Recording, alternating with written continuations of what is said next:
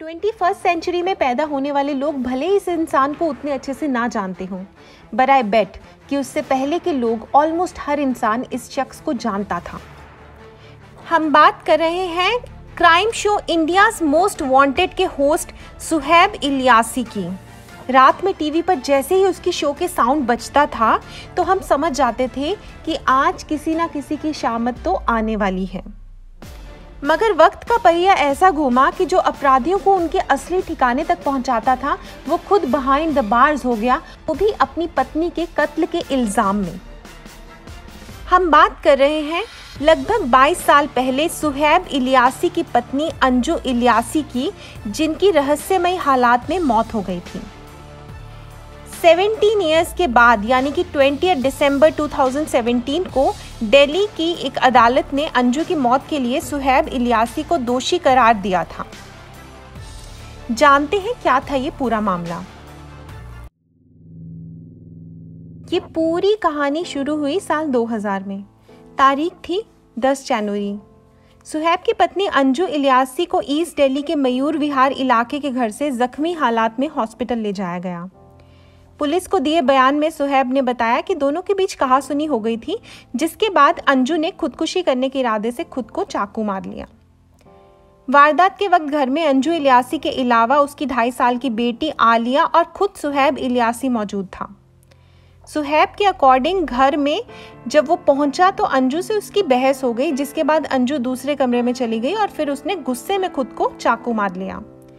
अंजू के पेट पर चाकू के 2 निशान थे। बाद में हॉस्पिटल में इलाज के दौरान अंजू इलियासी की मौत हो गई। अब सारा मामला इस बात पर आकर ठहर गया कि क्या सचमुच अंजू ने सुसाइड किया या फिर उसका कत्ल किया गया। ये सवाल इसलिए उठ रहा था कि एक्सपर्ट्स इस बात को मानने को तैयार ही नहीं थे कि जो इंसान खुदकुशी करना चाहता है वो खुद को कभी भी 2 बार स्टैब नहीं करेगा। बाद में पोस्टमार्टम की रिपोर्ट भी इस सवाल का जवाब देने में सक्सेसफुल नहीं रही। 3 डॉक्टर्स के पैनल ने अंजू इलियासी की लाश का पोस्टमार्टम किया। 2 ऑटोप्सी रिपोर्ट्स तैयार हुई, फोरेंसिक जांच के रिजल्ट्स आए, अंजू के माँ बाप के बयान दर्ज हुए और अब तक इन सभी बातों से यही इशारा जा रहा था कि अंजू ने सुसाइड ही किया है। पुलिस भी अब इस थ्योरी पर जांच को खत्म कर देना चाहती थी। मगर तभी मामले में ट्विस्ट आया जब अंजू की मौत के 1 महीने बाद फरवरी में अंजू की बड़ी बहन रश्मि कनाडा से भारत आई। रश्मि ने पहली बार ये खुलासा करके सभी को चौंका दिया कि अंजू ने सुसाइड नहीं किया है बल्कि उसका कत्ल हुआ है। उसके बाद समय का पहिया ऐसा घूमा और शक की सुई सुहैब पर जाकर टिक गई। बस वहीं से सुहैब की परेशानी का सफर शुरू हो गया। मामला पुलिस से होते हुए अदालत तक जा पहुंचा। 17 साल बाद 20 दिसंबर 2017 को दिल्ली की कड़कड़डूमा कोर्ट ने सुहैब को दोषी मानते हुए लाइफ लॉन्ग इम्प्रिजनमेंट की सजा सुनाई। लेकिन बाद में जब वो हाई कोर्ट गया तो हाई कोर्ट ने उनके पक्ष में फैसला दिया, सुहैब के फेवर में फैसला दिया और उन्होंने उनको उनकी पत्नी के कत्ल के इल्जाम से बरी कर दिया।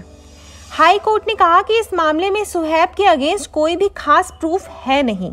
दोस्तों, 90s के दशक में जिस आवाज़ को सुनते ही मुजरिमों के हाथ पैर कांपने लगते थे, जिसने आरोपियों की नींद उड़ा रखी थी, उसका खुद नाम एक दिन उन्हीं अपराधियों के फहरिस्त में जुड़ जाएगा, ये कभी किसी ने नहीं सोचा था।